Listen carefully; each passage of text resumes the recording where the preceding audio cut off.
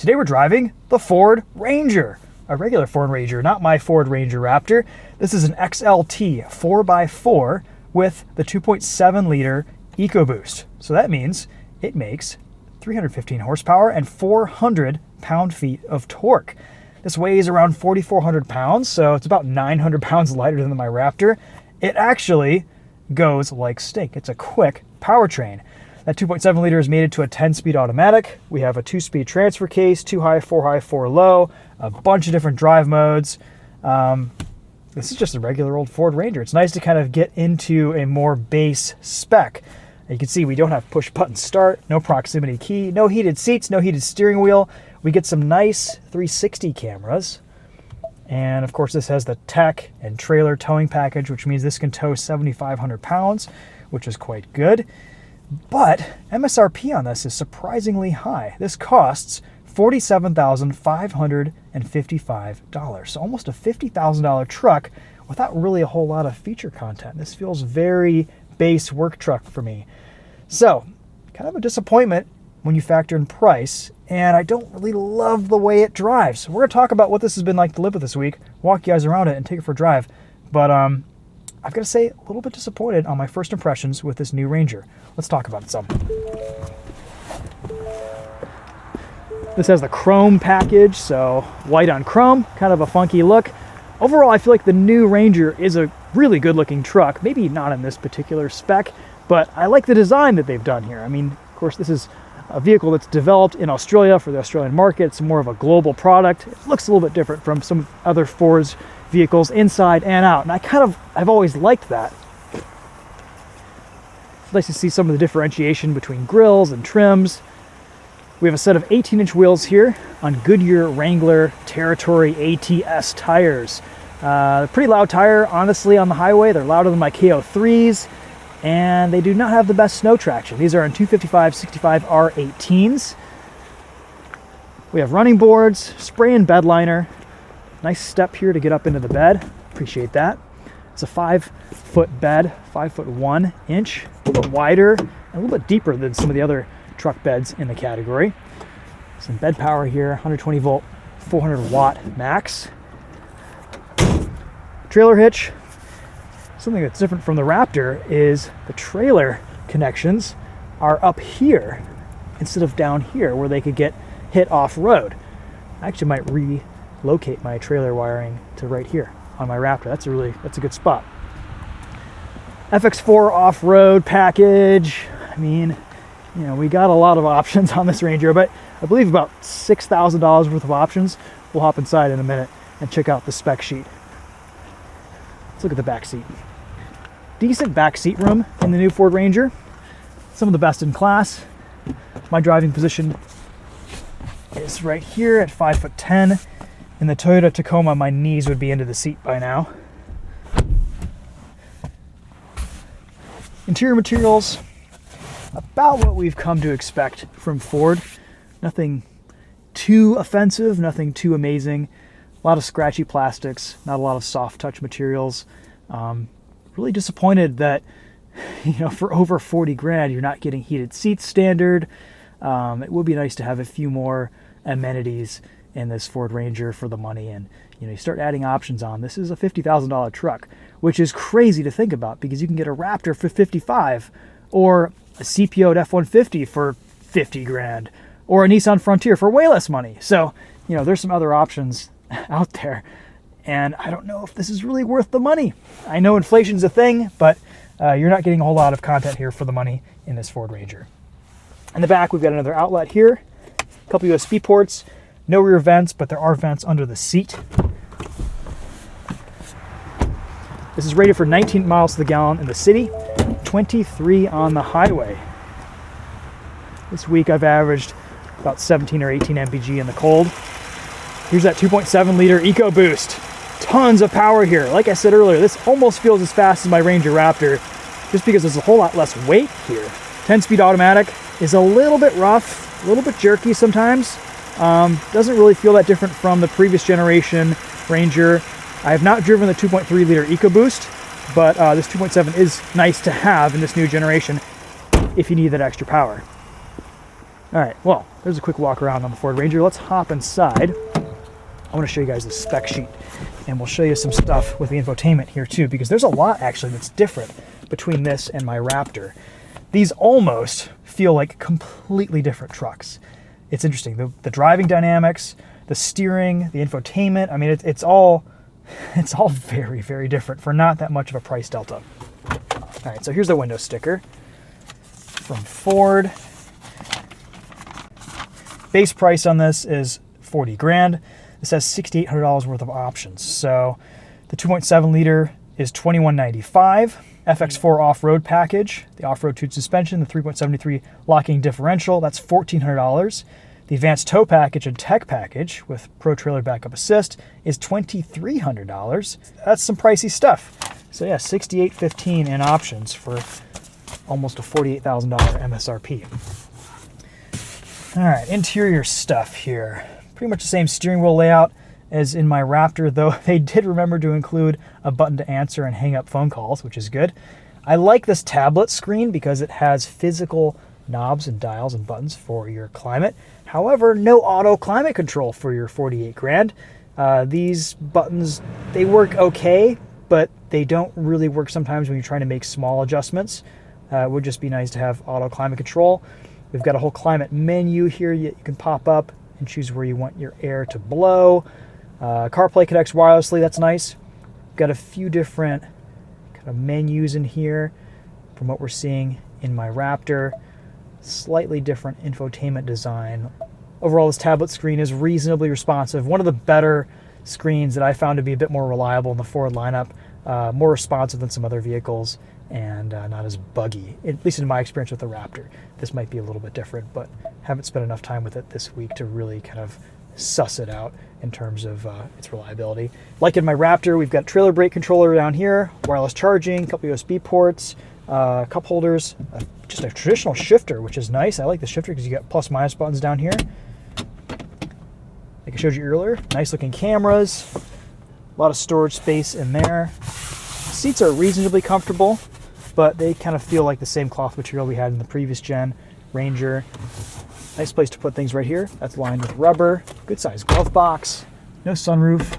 Here's a sunglasses holder. Huge visors that slide out. Those are nice. Lots of adjustment here with the driving position. Tilting, telescoping steering wheel. The size of this truck is great. It feels just about right. I'm a little bit torn on this. I think we should go drive it and see how it feels on the road, and we'll make some more conclusions.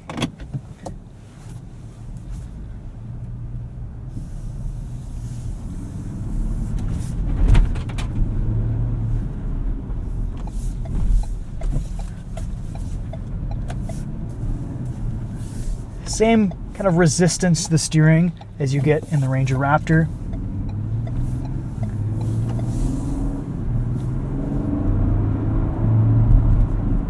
This feels a little bit lighter, a bit stiffer and bouncier than the Raptor. Most of the time, the gearbox is pretty good, but I've gotten a few really rough shifts this week from the 10-speed auto. No paddle shifters or anything like that. And you can hear that tire noise as we start to get up to about 50 miles an hour here. All right, let's show you what power looks like getting around this semi. Nobody's coming. Kind of a rough downshift there. But immediately, up to almost 90 miles an hour. This truck is fast. It's probably a little bit quicker than it needs to be, but it is nice to have the option for that 2.7 liter EcoBoost. Wind noise, road noise, not too bad at speed. Those tires quiet down maybe a little bit once you get up to higher speeds, but when you don't have the wind noise to drown them out, they do get kind of loud, and they have a higher pitched whir to them, I think, which makes them a little bit more noticeable. All right, let's go into sport mode here, for whatever that's worth, and see how this handles.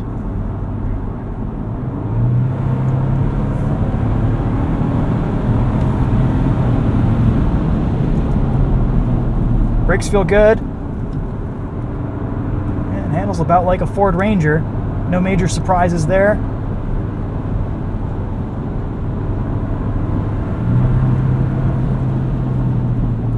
yeah, feels light, nimble, maybe not as fun to drive as the Toyota Tacoma, but definitely a bit more athletic than the Nissan Frontier.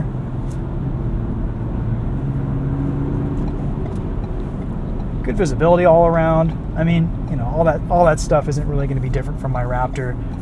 What is different is just how this truck feels. I don't know, it just doesn't feel that different from the previous gen Ranger in a way that the Raptor just kind of takes things to that next level in terms of quality and robustness and solidity. The steering weight is just a little bit off in this. I don't know. There's some things that I don't love about the driving experience here that I do in my Raptor, that I'm just shocked at how different these two trucks feel.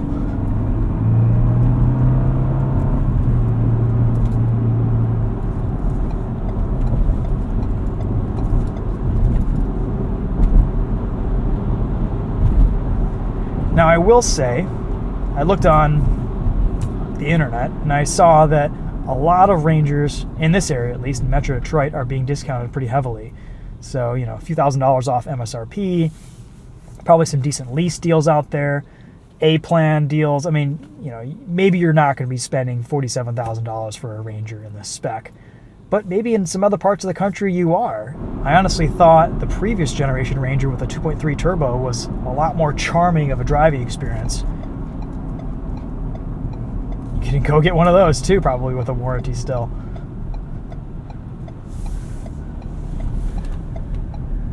An equivalent Ford Ranger now costs about 10 grand more than it did in 2019. All right, we've got a bumpy road here coming up. Let's see how it feels.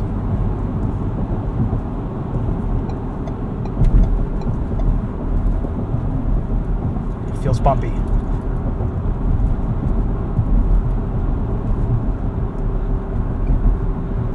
The ride would definitely smooth out with some bit of a load in the bed or towing something with the trailer.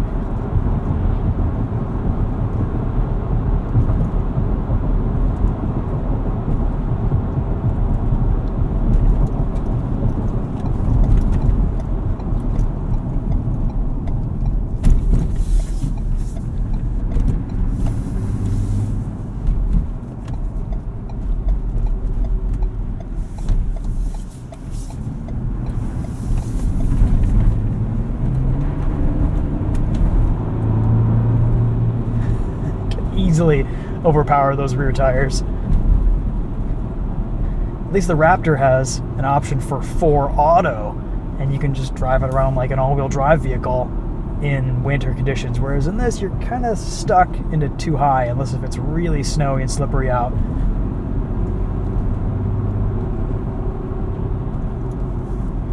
We do get a speed limiter, which I find pretty useful. Kind of a cool feature you don't see on a lot of vehicles. Just press that button, set your speed, and until you press down past, like all the way to the floor on the accelerator pedal, it'll keep you at whatever you set your speed, which is kind of cool.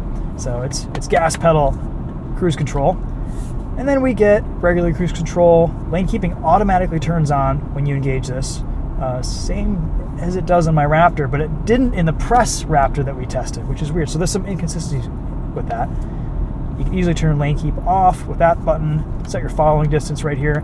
The system works great. The lane keep system is a little bit needy in that it always needs you to be torquing on the wheel. Even if you have your hands on the wheel, sometimes it'll keep bugging you, and it won't last a long time without prompting you to put your hands back on the wheel. So I mostly just drive with that off, unless if I need to look away for a second and do something here. But overall, good driving assistance tech in this new Ranger. Blind spot monitoring, that's good to have. We do get a rear window that opens up, but that is manually done, not with a button. Sound system, have not tested that. Pretty happy with the speakers in my Raptor.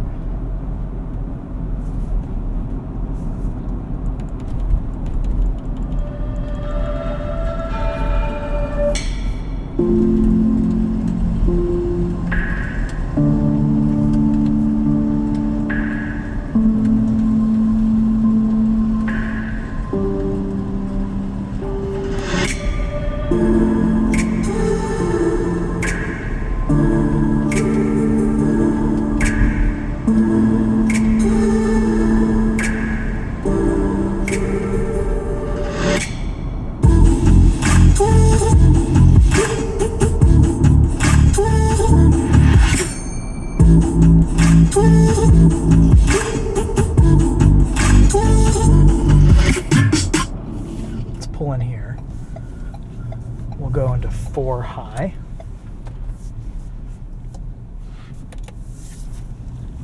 That four-wheel drive shift happens immediately, which is great. Yeah, pretty poor snow traction with these Goodyears. It's an aggressive tread.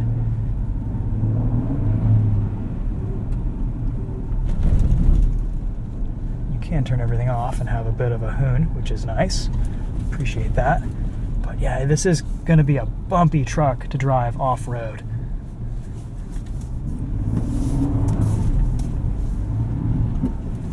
Little Scandi flick here.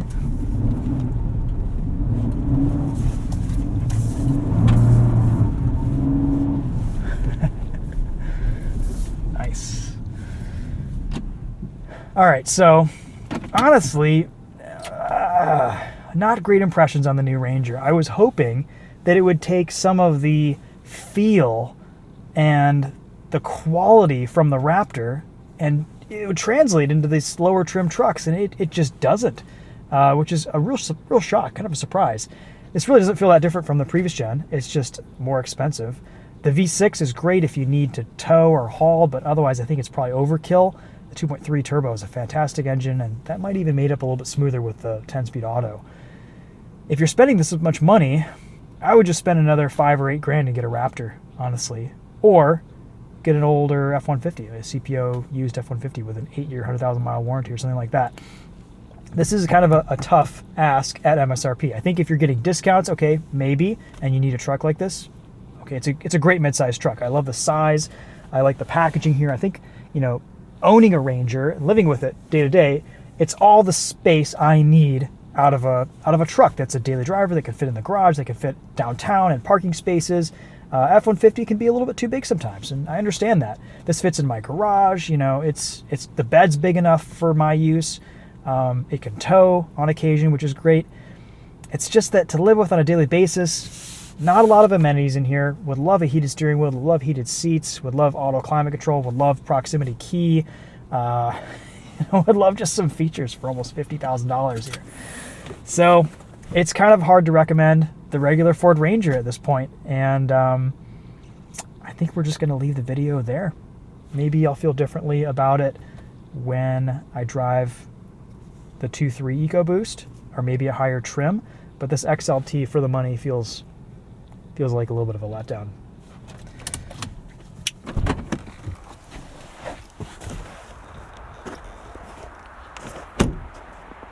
You do get remote start.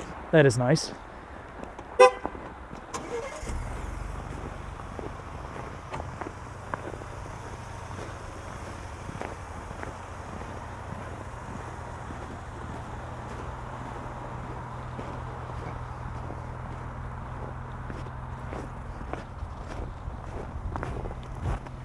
It does take regular fuel, 87 plus. I like these floor mats. These are really nice.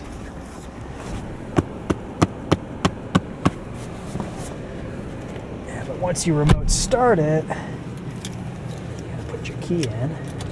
There we go.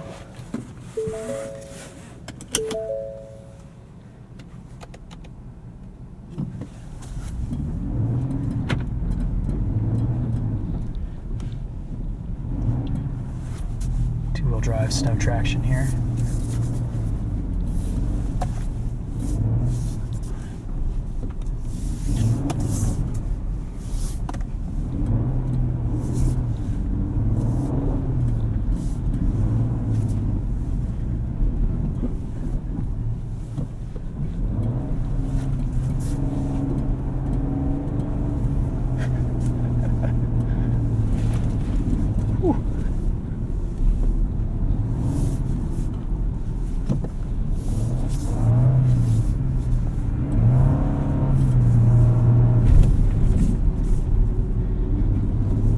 Also, I've been seeing some pre-owned Raptors come up for sale for the low 50s with, 10, 20,000 miles on them. Get a CPO Raptor for like 51, 52 grand. I mean, get that.